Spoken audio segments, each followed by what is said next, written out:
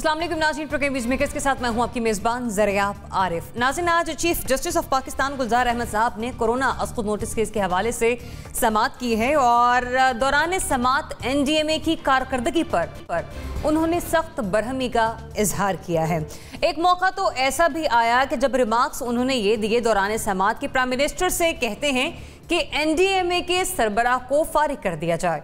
अब chief justice क्यों इस हद तक बरहम हुए, उन्होंने क्यों इस तरह के जुमले कहे कि जो चेयरमैन NDMA है उन्हें हटा दिया जाए, इसकी डिटेल्स हम प्रोग्राम में आगे चलकर आपके साथ डिस्कस करेंगे। दूसरी तरफ ये कि आटा एक बार फिर से महंगा हो गया है और कराची में अगर हम बात करें आटे की फी किलो कीमत के हवाले से तो गुज़िश्ता एक हफ्ते के दौरान जो आटे की कीमत है उसमें तकरीबन 9 रुपए का इजाफा देखा गया है। मतलब पहले जो आटा था फी किलो 48 रुपए में दस्तयाब, अब वो फी किलो 57 रुपए में मिल रहा है। लेकिन सूरत हाल यहाँ पर बाइस तशवीश इसलिए है कि ये सिर्फ कराची की सूरत हाल नहीं है, लाहौर में भी हाल कुछ ज़्यादा मुख्तलिफ नहीं है। और बात सिर्फ आटे पर आके नहीं ठहरती, चीनी का बहरान भी लाहौर में इस वक्त देखा जा रहा है। लेकिन एक के बाद एक करके ये माफिया जिस तरह से अपना सर उठाना शुरू कर रहे हैं, क्या ये बहुत ज़्यादा मजबूत है या फिर हुकूमत हमें कमज़ोर दिखाई दे रही है इनके आगे? प्रोग्राम में शामिल करेंगे आगे चल के सिविल एविएशन का मामला, जिसके तहत 28 पायलट्स के लाइसेंस इस वक्त मनसूख किए जा चुके हैं और 93 के लाइसेंस इस वक्त मुअत्तल हैं।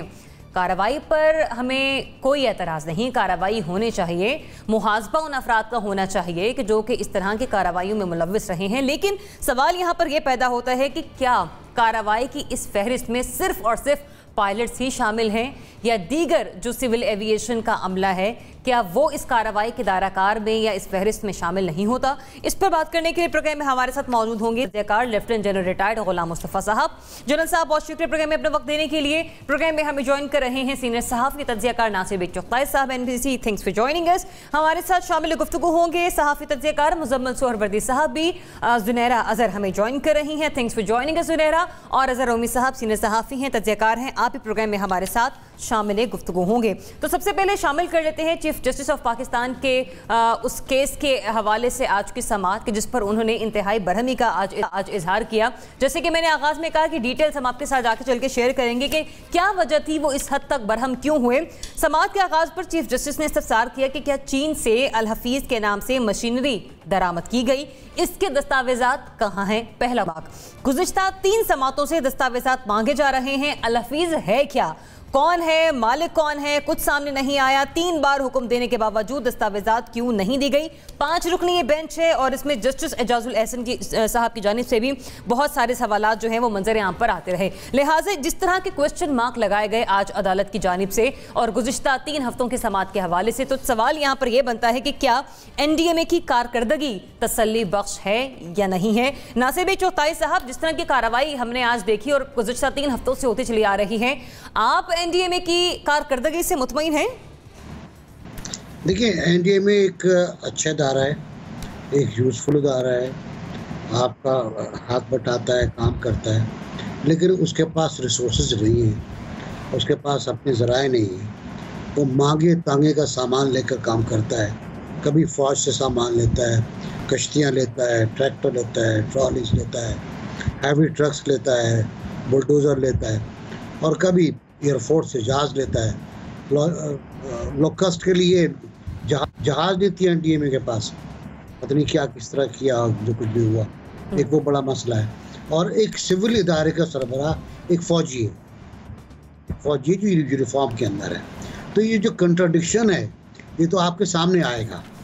जब एक फ़ौजी सरबराह होगा और सिविलियन उसके नीचे काम कर रहे होंगे तो कंट्राडिक्शन सामने आएगा। वो ख़ुद भी कह चुके हैं और 2-3 बार उनसे कुछ जुमले ऐसे भी मंसूब हो गए जो सियासी जुमले थे। उनको सियासी बात नहीं करनी चाहिए थी, कम से कम सिविलियन की नाअहली के बारे में। वो उन्होंने ये बात भी की है। फिर अल हफीज़ वाला केस जो है वो इतना स्ट्रॉन्ग है, इतना सख्त है कि 3-3 बार के बावजूद आप तलाशी नहीं दे रहे। एक लफ्ज़ आता है तलाशी दो, आप तलाशी नहीं दे रहे, रसीदें पेश नहीं कर रहे, डॉक्यूमेंट पेश नहीं कर रहे। तो ज़ाहिर है सुप्रीम कोर्ट तो फिर गुस्सा तो आना ही है, तैश तो आना ही है। और उन्होंने ये नहीं कहा कि हम हटा दें, कि क्यों ना हम प्राइम मिनिस्टर से कहें कि आपको हटा दिया जाए। लेकिन मेरा ख्याल है ओवरऑल NDMA का आपको मुहासबा करना होगा। एक बंदा मुआवजे से कोई फ़ायदा नहीं होगा। और साथ ही साथ मैंने पहले भी कहा था, लोगों को बुरा लगता है कि पाकिस्तान की सबसे बड़ी NGO पाकिस्तान की आर्मी है, जो हर मसले पर, हर सैलाब, ज़लज़ला, ताउन, घोस्ट स्कूल, चेचक के टीके, पोलियो, हर जगह उसको बुला ले जाता है। भाई अपना सिविल NGO सिस्टम कायम करें आप, और NDA में को एक सिविलियन खुद को कफील इदारा बनाने के लिए आपको बहुत टाइम था, वो आपने नहीं किया। जब बुरहान गुजर जाता है तो आप NDA को भूल जाते हो, और जब बुरहान पैदा होता है तो आप फिर दोबारा लोगों को जमा करते हो, जनरल साहब को ले आओ, फलां को ले आओ, मिस्टर अहमद खान को ले आओ, सामान क्या है, सामान नहीं है, पेस्टिसाइड्स नहीं है, राशन नहीं है। तो इस तरह काम नहीं होता है, ये एडहॉकिज्म है। एडहॉकिज्म ख़त्म करना पड़ेगा।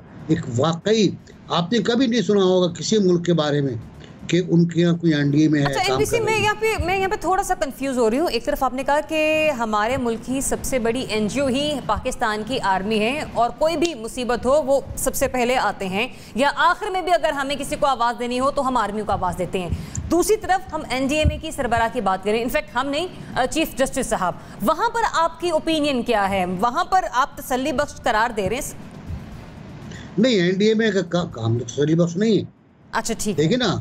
अभी तक जो सूरत हाल है जी, अभी जो लोकस्ट की सूरत हाल है, अभी हजारों एकड़ बाकी पड़ा हुआ है, अभी तो पल रहा है, नए पैदा हो रहे हैं जो लाखों की तादाद में होते हैं। उनकी कोई प्लानिंग नहीं है हमारे पास कोई प्लानिंग नहीं है। कोरोना से बाद की क्या प्लानिंग है हमारे पास, तो वो नहीं मतलब नीचे मातहत बहुत सारे लोग हैं और वहाँ पे कहीं ना कहीं शेकी सी सिचुएशन है यहाँ पर।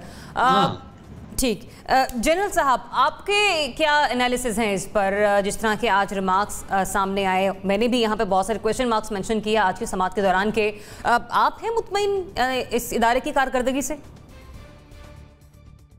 देखिए जी, मुतमईन होना तो ना होना आप रिजल्ट से देख के आप बात कर सकते हैं ना। आप हर चीज अगर NDMA के गले में डालते जा रहे हैं, जिसका नाम तो हमने दे दिया नेशनल डिजास्टर मैनेजमेंट अथॉरिटी, जिससे अभी नासिर बेग साहब भी बात कर रहे थे कि इसके बजाते खुद जो मरकज में ये लोग बैठ के, ना तो इनके पास रिसोर्सेज हैं, ना ही इनके पास अक्रॉस द बोर्ड अथॉरिटी है कि ये जो समझते हैं सही या गलत, जो भी करना चाहे अपना ये हुक्म मनवा सकें। क्योंकि आगे आपके सूबे आ जाते हैं, सूबों के अपना एक सिस्टम है वो काम करने का। बदकिस्मती ये है कि हमारे चारों सूबे मुख्तलिफ तरीके से सोचते भी हैं और काम भी करते हैं। ये कौमी सतह पर मुनज़्ज़म अंदाज में किसी भी चीज़ से निपटने के लिए हमारे पास इस वक्त अगर आप समझते हैं तो कोई इदारा फौज के अलावा आपके पास है नहीं है। इसलिए बार बार आपको फौज को बुलाना पड़ता है, इसलिए आपको फौज के सरबराह लगाने पड़ते हैं, इसलिए सोशल मीडिया पर एक तमाशा बना के रख दिया गया फौज को बगैर ये सोचे समझे। देखिए, एक दो चीजें बात करें। एक तो ये जनरल साहब आपने लगा दिए हैं, ये इसके ऊपर पाकिस्तान की कौम ने पता नहीं कितना पैसा खर्च करके अफसर को यहाँ तक पहुंचाया है, ये ट्रेनिंग दी है पाकिस्तान में बाहर, और इसके करके एक खास तजुर्बे के तहत ये सूटेबल है या नहीं है वो तो खैर परफॉर्मेंस बताएगी, लेकिन उसको लेके आए गए, वो पाकिस्तानी है, वो आपका आदमी है, आप उससे काम लें, रिजल्ट देखिए उससे। जहां तक NDMA का ताल्लुक है, अगर इसी हालत में रहे आप तो ये कभी आपकी कामयाब नहीं हो सकेगी।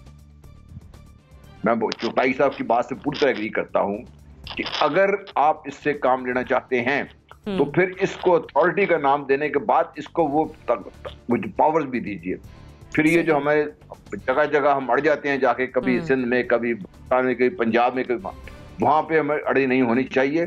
फिर क्योंकि जो कौमी सतह पर काम कर रहे हैं ना, ये कोई किसी एक पार्टी के लिए काम तो कर नहीं रहे हैं ये। तो ये मैं समझता हूं कि ये एक तो हमारी सोच, दूसरा जिस तरीके से ऑर्गेनाइज है उसको बेहतर करना होगा। अथॉरिटी आपको है देनी चाहिए, इनको काम करें। और फिर अभी जो जस्टिस जो इस कंपनी के बारे में बातचीत है, मेरा नहीं ख्याल कि जनरल अफजल के पास उनको ये डॉक्यूमेंट्स देता ही होगा कोई नीचे से। जो मैं सुन रहा हूँ, जो सिविल ब्यूरोक्रेसी की जो हालत है यहाँ से लाहौर में जो बात की जहाँ हम देखते हैं, तो वो तो कोई काम करने को तैयार ही नहीं है, आपसे मिलकर काम करने को तैयार नहीं, बैठे हुए आराम से मजाक उड़ा रहे हैं हर एक का। सही। जुनैरा भी जनरल साहब ने डॉक्यूमेंटेशन की बात की कि डॉक्यूमेंटेशन भी प्रोवाइड की जाती है, नीचे की ब्यूरोक्रेसी ने प्रोवाइड करती है। अदालत के रिमार्क्स इस सिलसिले में ये भी हैं कि NDMA ने सिर्फ 4 कागज लगाकर जान छुड़ाने की कोशिश की।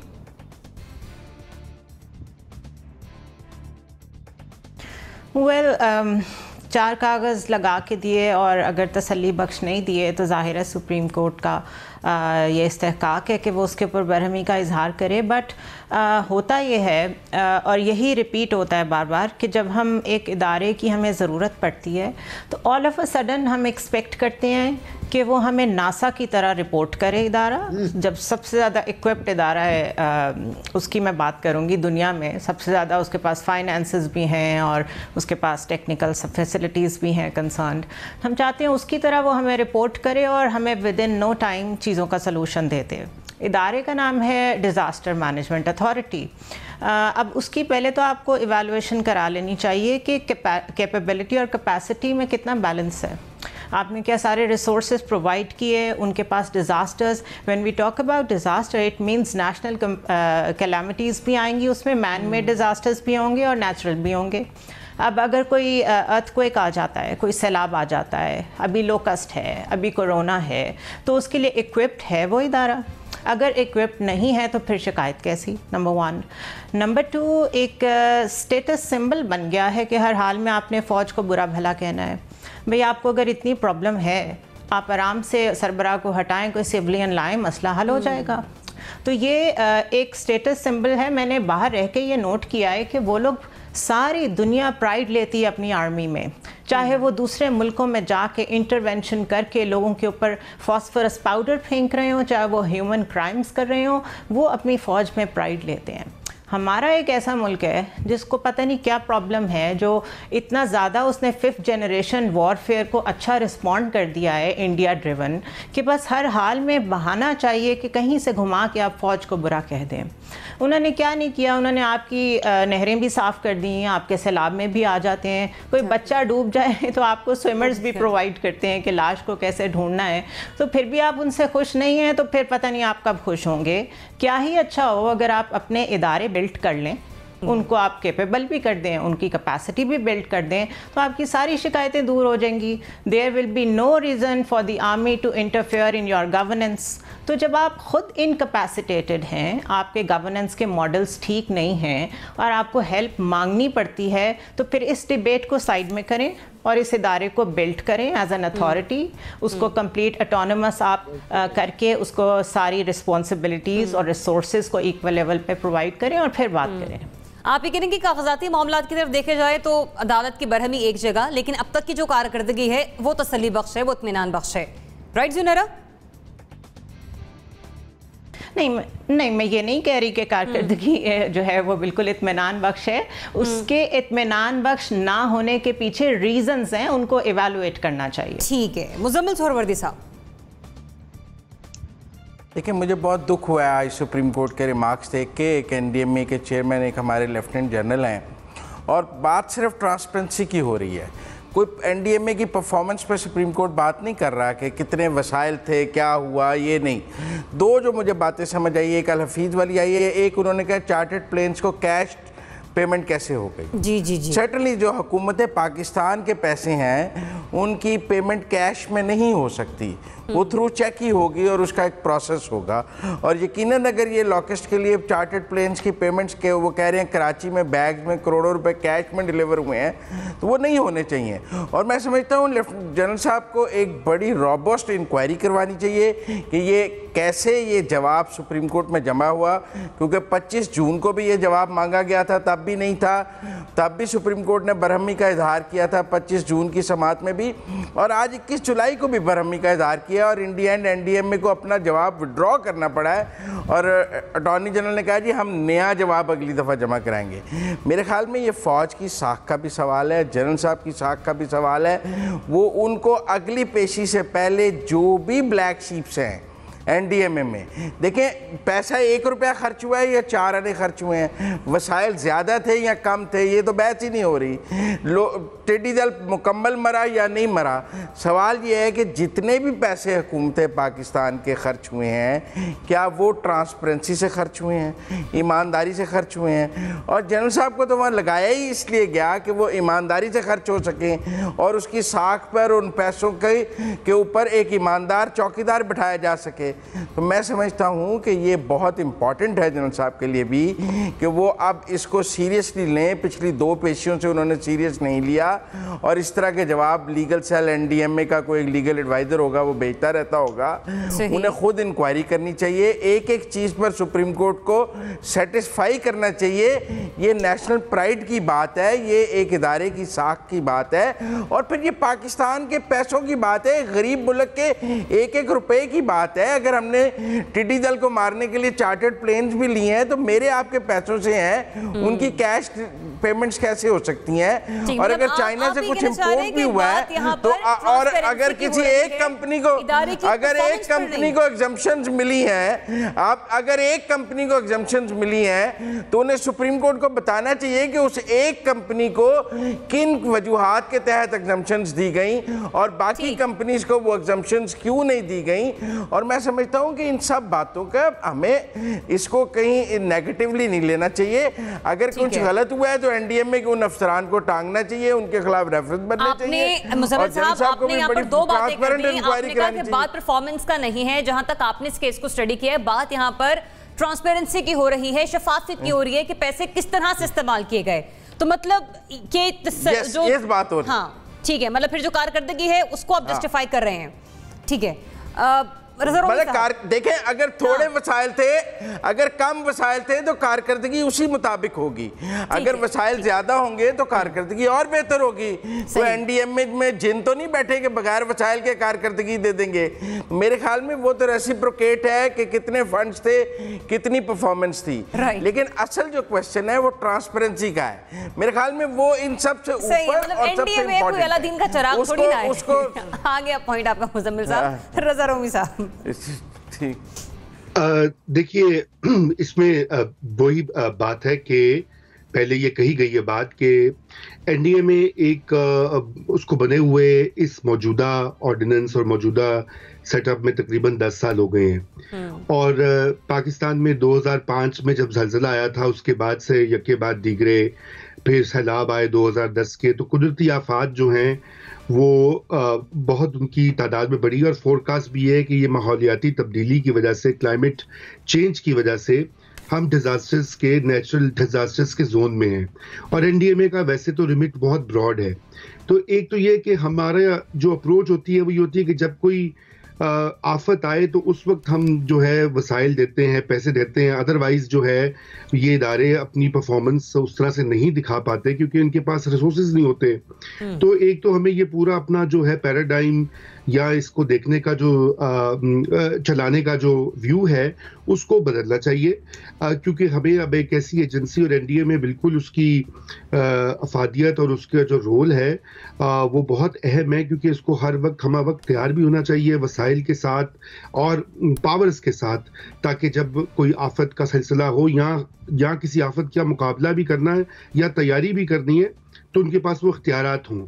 अब मुझे कानून का नहीं पता कि इमरजेंसी में जो है प्रोक्योरमेंट कैसे होती है। दुनिया भर में वैसे इमरजेंसी में जब आप चीज़ें प्रोक्योर करते हैं, मसलन हेलीकॉप्टर कर लिए या मशीनरी खरीद ली या कई और पैसे दिए, तो उसके लिए आपको जो मरवजा ज़वाबित होते हैं उनको किसी हद तक रिलैक्स करना पड़ता है।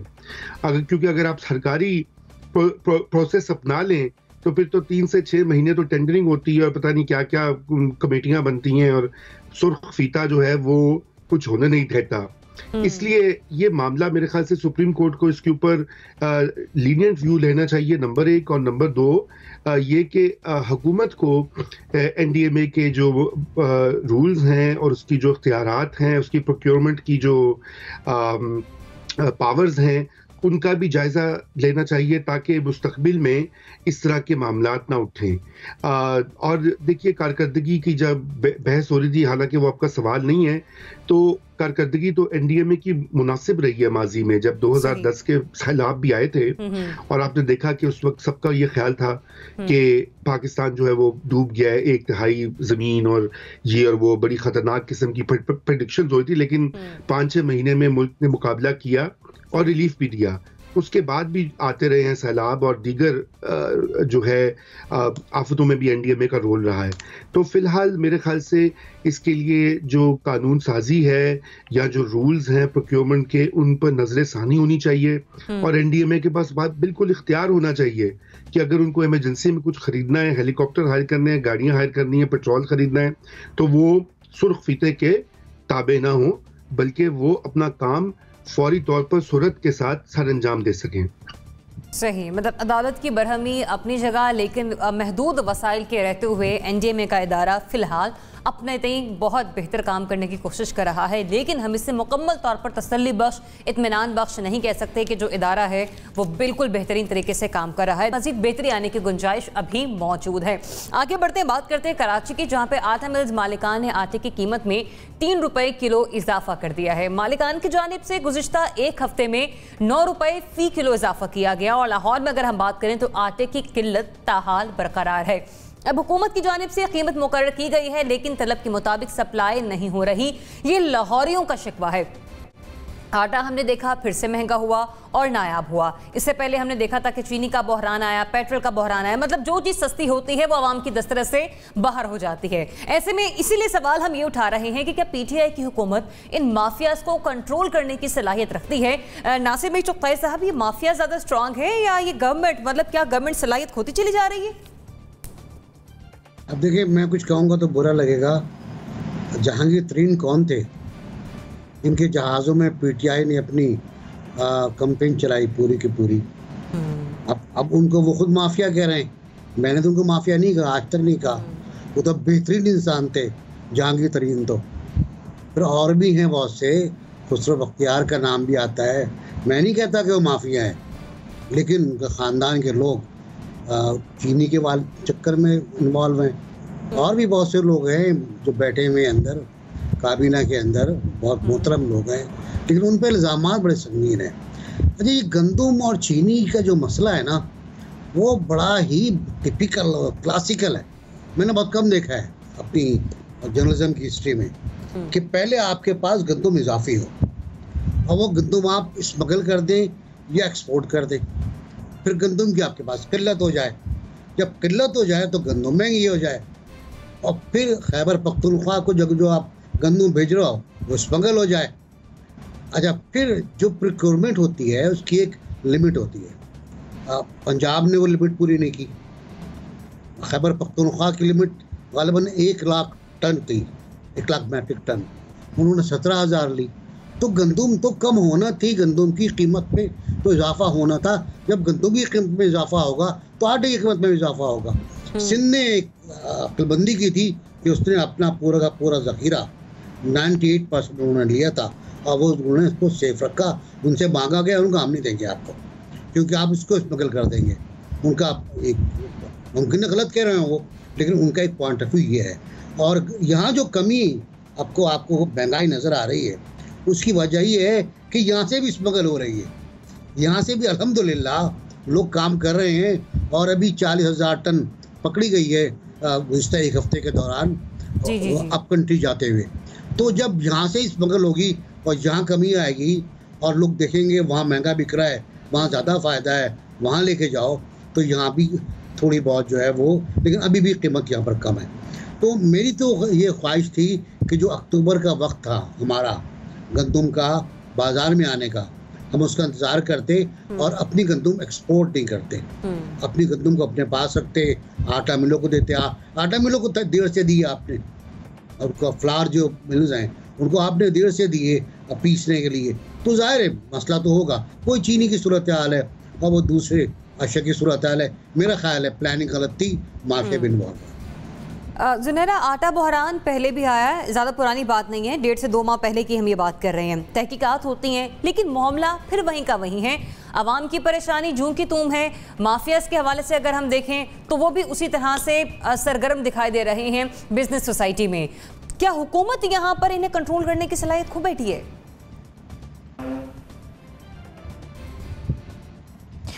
जिन्हें हम आज माफियाज कह रहे हैं, ये कार्टेल्स हैं, होर्डर्स हैं बेसिकली।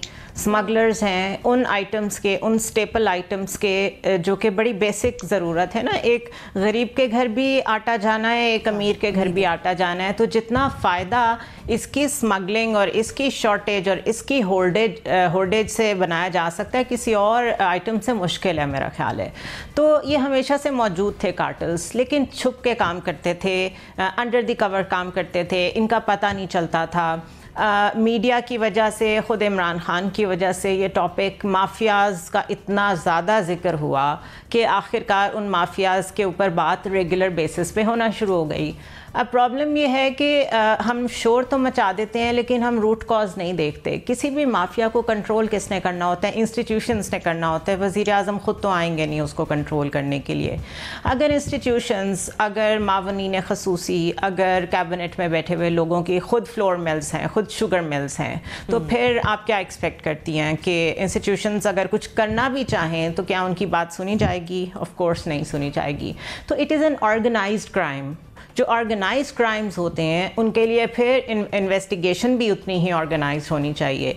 अगर इन्वेस्टिगेशन कराते हैं कौन करेगा? नैब, जिसकी प्रोसिक्यूशन का क्या हाल है वो आपने ख्वाजा साद रफ़ीक का जो पैरागॉन का केस था उसमें ही आज देख लिया है। तो कोई एक इंस्टीट्यूशन भी इन प्लेस नहीं है किसी भी किस्म की लॉलेसनेस को पकड़ने के लिए, जिसका नतीजा ये है कि चाहे आटा बेचने वाले हों, चाहे चीनी वाले हों, हर छोटे से छोटा जो इनफॉर्मल इकॉनमी का भी बंदा है ना, उसको पता है कि अगर मैं कोई चीज़ गलत तरीके से स्टोर करके महंगी बेचूंगा मुझे कोई पूछने नहीं आएगा, because it is the order of the day. हमारा कल्चर बन गया ये यहाँ पे।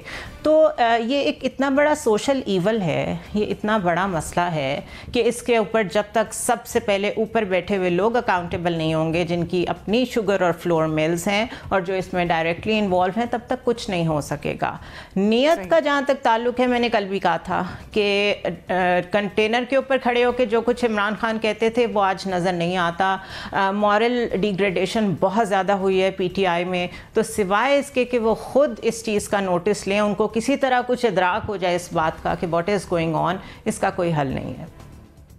मतलब आप ये कह रही हैं कि अब नियत ही बता रही है और हुकूमत की कारकर्दगी बता रही है कि वो सलाहियत होती चली जा रही है इस तरह के कार्टन्स को कंट्रोल करने के लिए। मुज़म्मिल साहब, अगर फ़खर इमाम नेशनल असेंबली में, sorry I just have one point, just one point two make, अगर फ़खर इमाम और आपके अपने ही मिनिस्टर्स खुद खड़े होकर कह रहे हैं कि पैदावार तो रिकॉर्ड थी, पता नहीं कहाँ गई, तो फिर मुझे और आपको कैसे पता हो सकता है कि किधर गई?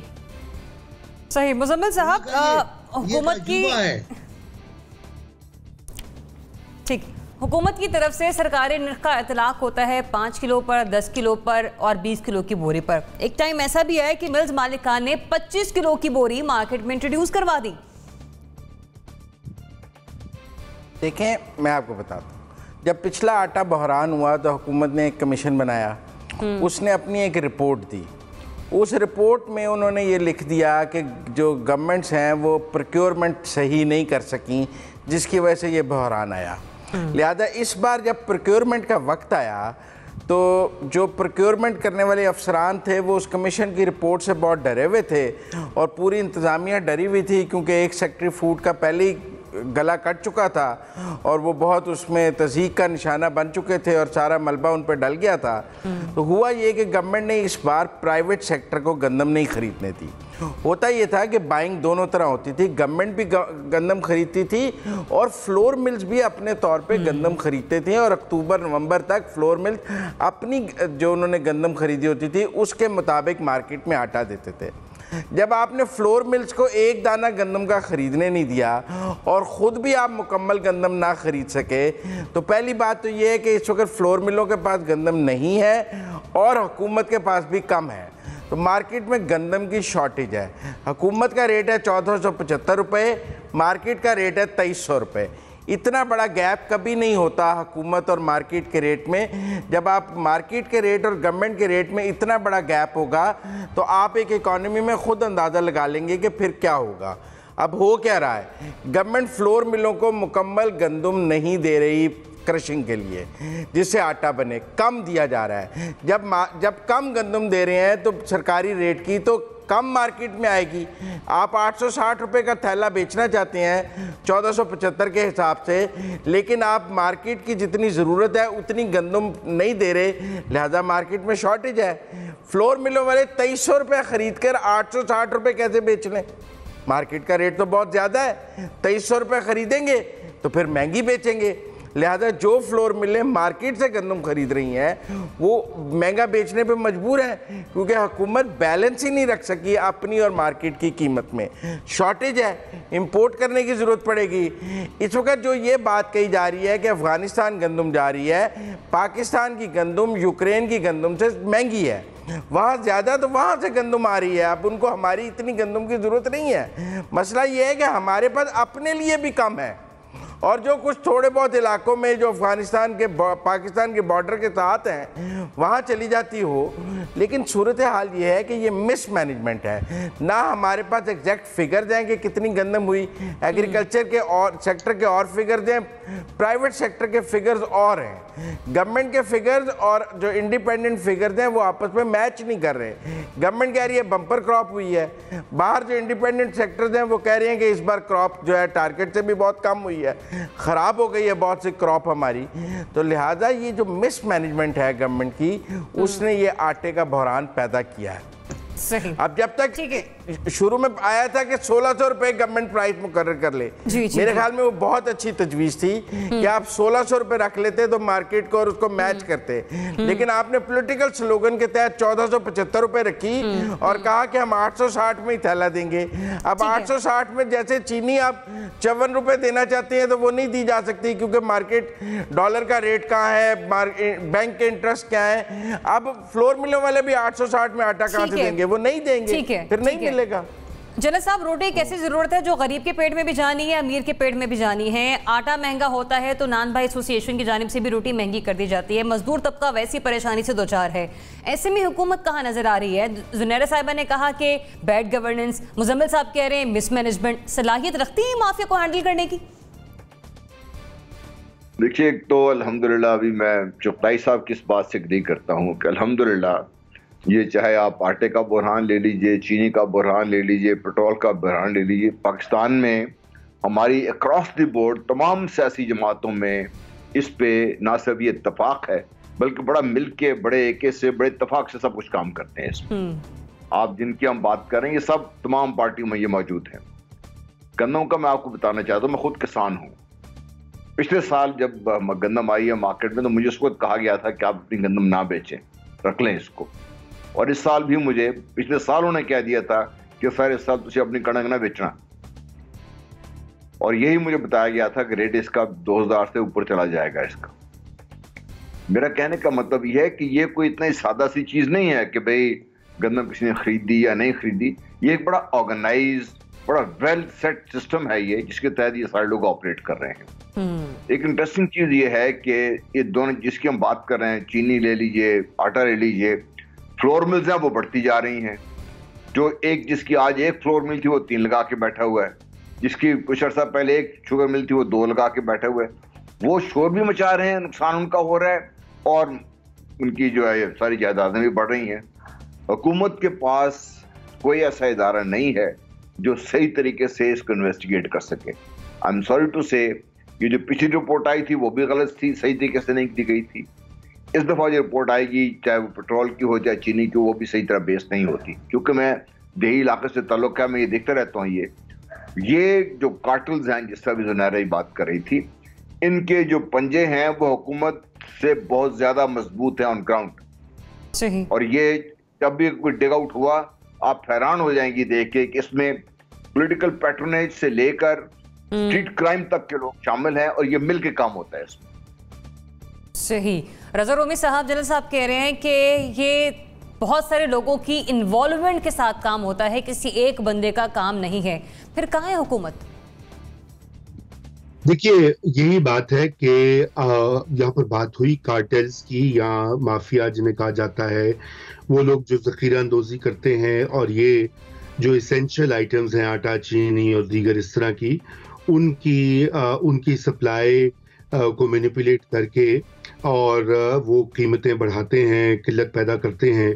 तो खैर ये कोई अभी कोई नई बात नहीं है, ये अक्सर इस तरह हम माजी में भी देखते आए हैं, होता है।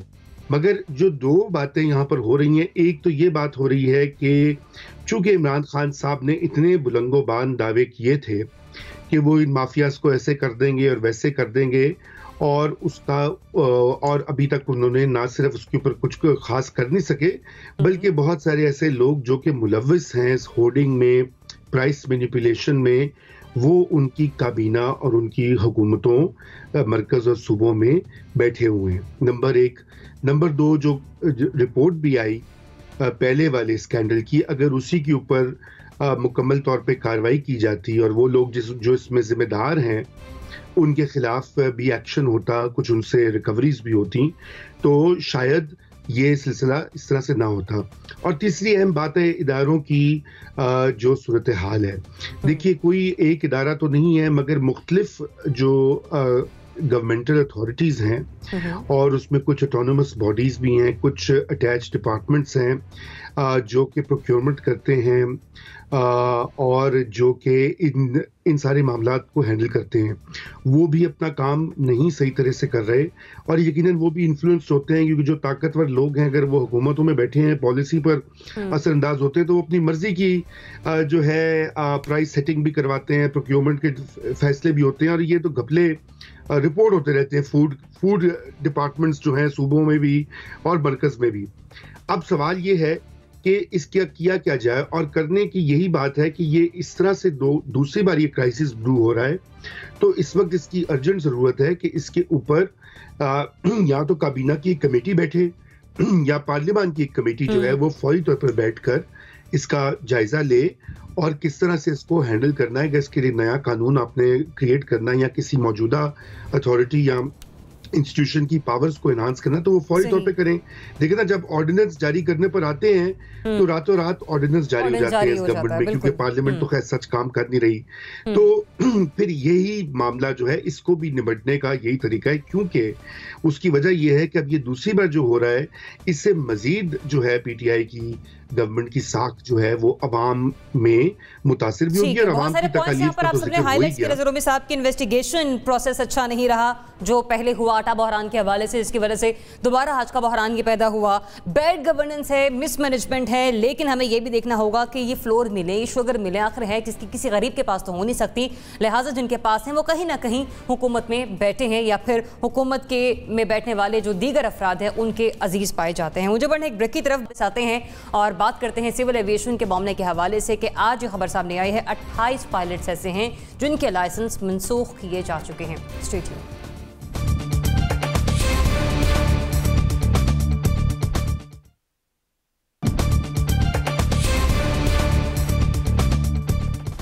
Welcome back. नाज़रीन, सिविल एविएशन ने अब तक जाली लाइसेंसों के हामिल 28 पायलट्स के लाइसेंस को मनसूख कर दिया है और इन पायलट्स के खिलाफ कार्रवाई की गई है। इसमें पीआईए के 8 पायलट्स शामिल हैं, जिसमें एक एयर होस्टेस का नाम भी फहरिस्त में शामिल है कि अभी उन्हें लाइसेंस का इजरा तो किया जा चुका था, लेकिन वो सिर्फ एयर होस्टेस की फराही सर अंजाम दे रही थी।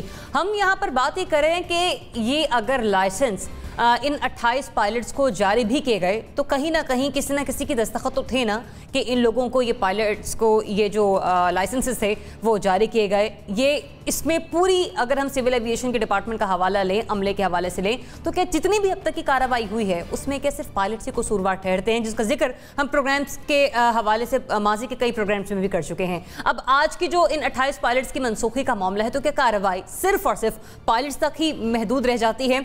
जनरल साहब, सिर्फ आप समझते हैं कि जो पायलट हैं हमारे जिनके 28 लाइसेंस मनसूख हुए, ये कार्रवाई का दायरा कार सिर्फ इन्हीं तक रहना दुरुस्त है?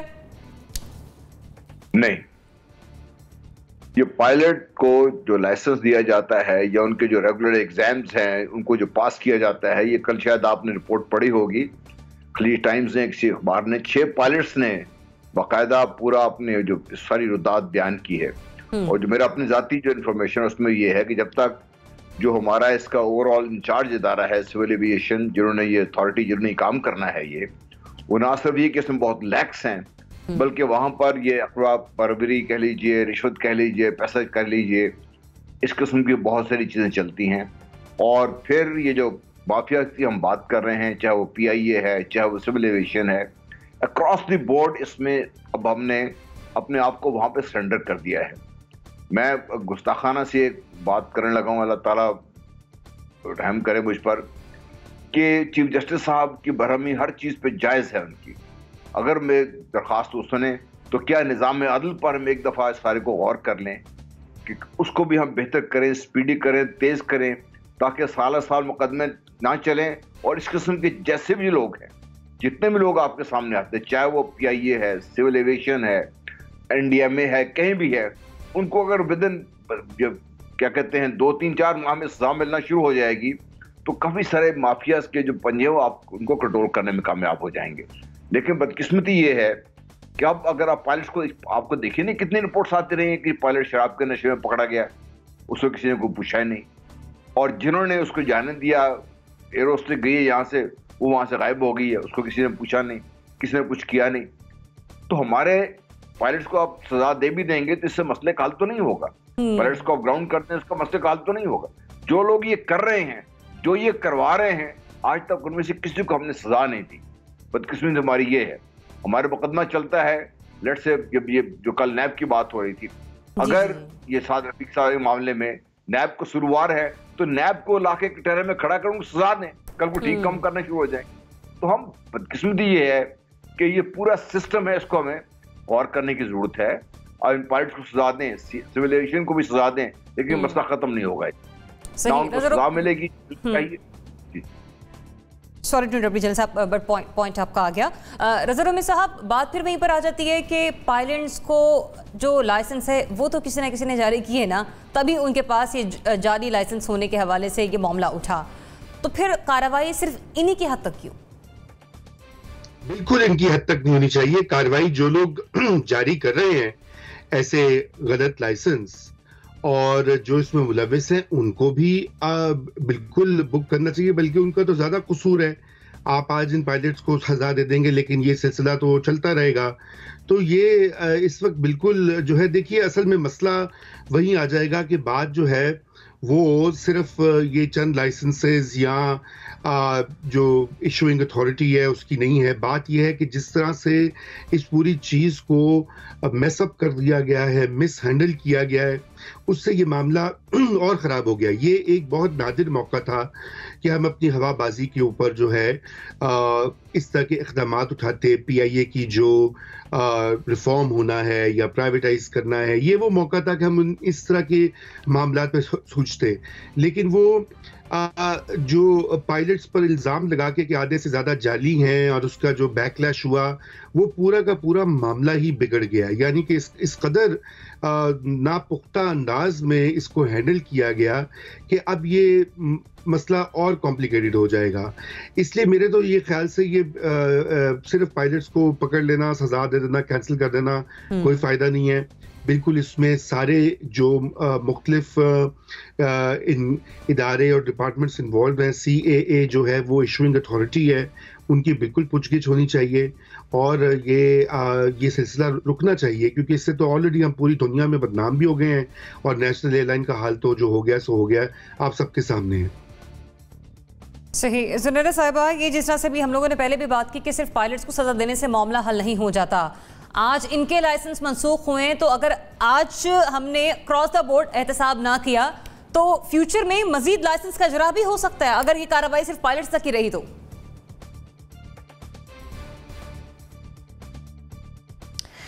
ये सारा मामला स्टार्ट हुआ एक उस ट्रेजेडी से जो हुई, उसके बाद ये सारा मामला उसकी इंक्वायरी रिपोर्ट की शक्ल में सामने आया। पता चला जी लाइसेंसेस में बहुत मसला है, तो जो एक प्योर ह्यूमन ट्रेजेडी थी उसको मज़ीद एक इस तरह की सूरत हाल में कन्वर्ट कर दिया गया है जिस पर सिर्फ रोया ही जा सकता है। बिकॉज एमिरेट्स ने हमारे 6 पायलट्स निकाल दिए हैं और भी एयरलाइन से ख़बर आ रही है कि पाकिस्तानी पायलट्स को निकाला जा रहा है। CNN ने हमारे वफाकी वज़ीर को जिस तरीके से कोट किया और वो जिस तरह फॉक्स न्यूज़ पे बैठे हुए हम पे हंस रहे थे, वो एक अलहदा चीज़ है जिसको सुनने को भी दिल नहीं करता। तो अच्छा काम अगर किया कि एक मसले को उठाया तो इतने बुरे तरीके से किया कि इतनी ज़्यादा मुल्क की बदनामी हुई जिसकी कोई हद नहीं। दूसरा, ये लाइसेंसेस लेके पायलट्स कोई अपने घरों से तो नहीं आते हैं, कोई मैकेनिज़्म है ना इसके पीछे, कोई ट्रेनिंग स्कूल होगा, इन्होंने कुछ आवर्स होते हैं जो फ्लाइंग करके वो एक लेवल अचीव करना होता है जिसके बाद दे बिकम पायलट। अब उन आवर्स में भी फिर हो सकता है अगर किसी के 3800 आवर्स थे, हो सकता है उसने सिर्फ 38 आवर्स करके पैसे दे के उसको पूरा डिक्लेयर करा लिया हो, तो उसकी तो प्रैक्टिस ही पूरी नहीं हुई है। फिर इसी तरह अगर कुछ और फिटनेस के और साइकोलॉजिकल टेस्ट के क्राइटेरियाज थे तो हो सकता है उसमें भी उसने पैसे दे के अपने आप को पास करा लिया हो। So there is this whole mechanism involve, और उस सारे मैकेनिज्म में जगह जगह कैविएट्स हैं। तो आप सिर्फ लाइसेंस मुअत्तल करके पायलट को ब्लेम कैसे कर सकते हैं? तो इसलिए उस पूरे मैकेनिज्म को चेक करना पड़ेगा, उसमें जितने लोग इन्वॉल्व हैं। अब सब पे क्वेश्चन मार्क है, ये अलहदा बात है, आपने सिर्फ पायलट्स को बदनाम कर दिया है। मेरे ख्याल में जिन लोगों को निकाला जा रहा है उन्हीं को बिठा के अगर आप चीज़ें पूछेंगे वही आपको बहुत सारी इन्फॉर्मेशन दे देंगे, क्योंकि they are in trouble right now. तो आपने ट्रेंड लोगों को साइड पे कर दिया, क्या आपके पास उस गैप को फिल करने के लिए और ट्रेंड लोग मौजूद हैं कि कल को आप कहेंगे कि जी पायलट्स निकाल दिए थे तो अब तो पायलट्स ही नहीं है पीआईए को चलाने के लिए। सो इतना बड़ा मेस क्रिएट हो गया है कि मुझे नहीं पता कि अब इसको ये गवर्नमेंट हल कर सकेगी या नहीं कर सकेगी। एनबीसी एक बड़े मेस की बात की, क्योस क्रिएट हुआ है तब से लेकर अब तक मामला ताहाल जो है ना वो सुलझ नहीं पा रहे हैं। इंटरनेशनली भी बदनामी और हजीमत अलग है, तो सिर्फ पायलट्स तक ही ये कार्रवाई होनी चाहिए? हमारे कुछ दोस्त यूरोप में काम करते हैं और उनका ताल्लुक ईसा से है, मतलब यूरोपियन सेफ्टी कमीशन से, और कुछ यूएई के भी हैं। वो बता ये रहे थे कि आप ये ना समझे कि पायलट्स के लाइसेंस मनसूख करने के बाद और हमें एक रिपोर्ट भेजने के बाद हाँ आपको निजात मिल जाएगी। उनका पूरा सिस्टम का जायज़ा ले रहे हैं आपके, कि आपको लाइसेंस किस तरह देते हैं, लाइसेंस की अथॉरिटी कौन है, ट्रेडिंग कैसे होती है, कहाँ होती है, किस तरह होती है, किस जहाज़ पे होती है। फिर उन्होंने मुझे मिसाल बताई कि चित्राल से आपका एक जहाज़ ATR आ रहा था और उसका एक पुर्जा ख़राब था। वो पुर्जा ख़राब होने के बावजूद उसको परवाज़ की इजाज़त दी गई, तो उसका वही दूसरा पुर्जा वो भी ख़राब हो गया। जहाज़ क्रैश हो गया, लोग सब मर गए। सेम डे कराची में हुआ, यहाँ टकरा गया बिल्डिंग से। वहाँ वो तो खासिलतन गलती नहीं थी पायलट की, तो पायलट वो थी गलती इंजीनियर की और उस स्टाफ की जिसने फ्लाई करने की परमिशन। उन्होंने 4-5 मिसालें दी। तो अभी प्राइम मिनिस्टर, और उन्होंने ये भी कहा कि मिनिस्टर साहब भी अंडर सर्विलेंस है, उनको भी देखा जा रहा है कि वो क्या क्या कहते रहे, किस तरह कहते रहे, किस तरह तब्दील किया उन्होंने अपने मौक़िफ़ को। आज सुप्रीम कोर्ट ने कहा है कि इनको जाली लाइसेंस ना कहा जाए, इन्हें मशरूक लाइसेंस कहा जाए। वज़ीर साहब ने पहले रोज़ ही जाली कह दिया था, दूसरे रोज़ मुश्तबा कहा था, तीसरे रोज़ मशकूक कहा था, तो हम बदलते गए। अब कल का सुप्रीम कोर्ट का फैसला आप पढ़ लें, वो इस पूरे खराबी का जिम्मेदार जिसे करार दे रहा है वो करप्शन है, वो बुनियादी हुकूक की पामाली है, वो अवाम की हुकूक की सलबी है, वो निज़ाम को बदबूदार बनाना है, वो छोटे छोटे लोगों को बड़ा बनाना है, तखरीबकार बनाना है, उनको फाइनेंस करना है, उनका पॉलिटिक्स पर लेके आना है, उनको सिस्टम में लेके आना है। तो जब ये सूरत हाल है पाकिस्तान की, तो एक बहुत बड़ा आपका ऑपरेशन चाहिए टू करेक्ट सिचुएशन। मैं किसी फौजी ऑपरेशन की बात बिल्कुल नहीं कर रहा हूँ, मैं एक सिविल सिस्टम की बात कर रहा हूँ, सिविलाइज सिस्टम की, जो दुनिया में बहुत जगहों पर मौजूद है, और ख़ास तौर से पायलट्स का लाइसेंसिंग तो बहुत सेंसिटिव चीज़ है। ठीक है मुजम्मिल साहब, इंतहाई सेंसिटिव मामला है। पायलट का लाइसेंस उसको जारी करके देना ये कोई आम सी बात नहीं है, कोई मामूली सा खेल नहीं है, एक लंबा चौड़ा प्रोसीजर दरकार होता है। देखिए, आज सुप्रीम कोर्ट में इस पर भी हेयरिंग हुई है, हमारे दोस्त उसको नज़रअंदाज कर रहे हैं। सुप्रीम कोर्ट ने आज डीजी सिविल एविएशन की बहुत सरजनिश की है और कहा है कि इस सारे मामले को 2 हफ्ते में वाइंड अप करें, और जिसने गलत लाइसेंस जारी किया है उसके खिलाफ भी फौजदारी मुकदमात कायम होंगे। तो एक तो बड़ा क्लियर वर्डिक्ट आज सुप्रीम कोर्ट का आ गया है कि जिसके साइन से गलत लाइसेंस जारी हुआ है वो भी कसूरवार होगा और उसके ऊपर भी फौजदारी मुकदमात कायम होंगे। दूसरी बात यह है कि ये 262 लाइसेंसों से कहानी शुरू हुई थी, और 28 पे आकर ख़त्म हुई है। कहा गया था PIA के 141 पायलट्स के लाइसेंस गलत हैं, कहानी 8 पे आके ख़त्म हुई है। मेरा मतलब है कि आप एग्जैजरेशन की भी कोई इंतहा लगा लें कि हमने पूरी दुनिया में अपने पायलट बेरोज़गार कर लिए, पूरी दुनिया में अपनी PIA को हमने बैन करा लिया और खोदा और निकला बीच में से क्या 262 की फिगर से शुरू हुए और 28 पे आए और 141 की PIA से शुरू हुए और 8 पे आए और नुकसान कितना उठा लिया। और मेरा ख्याल है कि सुप्रीम कोर्ट ने आज बड़ा सही वर्डिक्ट दिया है कि सारे मैस को 2 हफ्ते में क्लियर करें, इसको लंबा चलाने की ज़रूरत नहीं है, क्लियर करें। जिनके लाइसेंसेस ठीक हैं, जिनके गलत हैं वो एक दफ़ा करार दें, जिसने गलत लाइसेंस जारी किया है उसके ख़िलाफ़ भी FIR दर्ज होनी चाहिए। और इस कहानी को समेटना है। अब हमने जितना फैलाते जा रहे हैं उतना मुल्क का नुकसान हो रहा है और गवर्नमेंट तो मुझे पता नहीं किस तरह सो रही है और क्या हो रहा है। और जो काम करने वाले हैं उस पर या तो मिनिस्टर को बचाने की कोशिश हो रही है या DG सिविल एविएशन को बचाने की कोशिश हो रही है। कुछ समझ नहीं आ रहा कि हो क्या रहा है। बहरहाल आज सुप्रीम कोर्ट ने इस पर इंटरवीन किया है और उन्होंने 2 हफ्ते का टाइम लिया है। मैं खुदा से दुआ ही कर सकता हूँ कि ये सारा मैच 2 हफ्ते में ख़त्म हो जाए और हम इसमें से बाहर निकल के दुनिया को कोई अपना सही चेहरा दिखा सकें। पहले तो हमने कह दिया हमारे सारे ही पायलट गलत हैं, अब बात 28 पे आ गई है, मुझे लगता है ये एंड पे 4-5 पे रुक जाएगी। सही, तो जो कंक्लूड किया आप सभी के एनालिसिस के। जी जना साहब, आप कुछ कहना चाह रहे हैं? जी मैं ये बात कर रहा था सरोदी साहब के खुशी से मरना जाते अगर एतबार होता। देखिए ये चाहे पायलट 1 हो या 4 हो या 5 हो, इशू ये है कि कैसे आपने 3 या 4 या 5 पायलट्स को या इंजीनियर्स को या जो भी स्टाफ है आपने उसको इजाजत दे दी। ठीक है जनरल साहब, सॉरी टू इंटरप्ट यू, मेरे पास वक्त यहीं पर खत्म हुआ। मैं मुजम्मिल साहब वक्त मेरे पास नहीं है रिजर्व में साहब, मैं आपको बेटी पॉइंट आप सभी के आगे कि training schools, medical fitness test, मुख्तलिफ डिपार्टमेंट्स, इंजीनियरिंग स्टाफ, इसके अलावा एविएशन ऑफिसर से लेकर डीजल सिविल एविएशन की भी कारकर्दगी का जायजा लेना होगा। बात यहीं पर खत्म नहीं होती। इजाजत दीजिए, अल्लाह हाफिज।